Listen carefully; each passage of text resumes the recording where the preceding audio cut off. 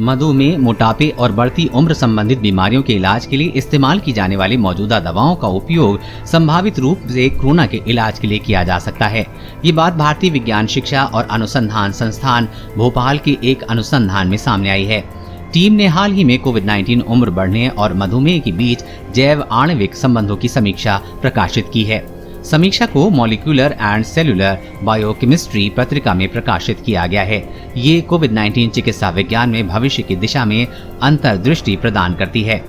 IISER Bhopal के innovation and incubation centre for entrepreneurship ICICI के मुख्य कार्यकारी अधिकारी अमजद हुसैन ने कहा कि ऐसे में जब लगभग 2 साल से कोरोना महामारी दुनिया को प्रभावित किए हुए है, हम धीरे धीरे वायरस और उसके काम करने के तरीके को समझने में लगे हैं।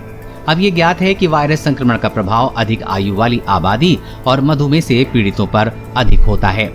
उन्होंने कहा कि कोविड-19 संक्रमण के अल्पकालीन और दीर्घकालीन परिणामों पर बढ़ती उम्र संबंधी बीमारियों और मधुमेह के प्रभाव पर दुनिया भर में अध्ययन किए जा रहे हैं।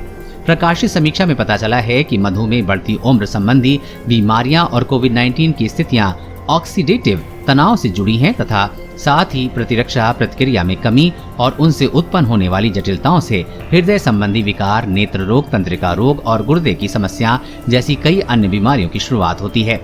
इसलिए खोजी जा रही कोरोना की इलाज की संभावना।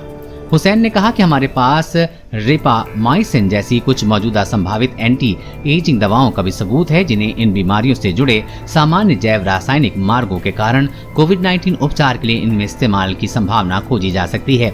ऐसा ही एक और उदाहरण एक दवा मेटाफॉर्मिन है, जिसमें कि आमतौर पर डायबिटीज नियंत्रित करने के लिए उपयोग किया जाता है। वैज्ञानिकों ने ये दिखाने के लिए कंप्यूटेशन अध्ययन भी किया है कि कोशिका झिल्ली और मौजूद लिपिड कोरोना वायरस संक्रमिता में महत्वपूर्ण भूमिका निभाते हैं। प्रमुख शोधकर्ता ने कहा कि संभावित यौगिकों के मौजूदा पूल से प्रभावी चिकित्सा विज्ञान का चयन करने की तत्काल आवश्यकता है, क्योंकि एक नई दवा की खोज और इसकी मंजूरी से अधिक समय लगता है। वैज्ञानिकों का मानना है कि करक्यूमिन और रेस्वेस्ट्रॉल जैसी प्राकृतिक यौगिकों और मौजूदा दवाओं जैसे कि मेटाफॉर्मिन और रेपामाइसिन में कोविड-19 और पोस्ट कोरोना वायरस सिंड्रोम के उपचार के लिए बड़े पैमाने पर परीक्षण किए जाने की क्षमता है।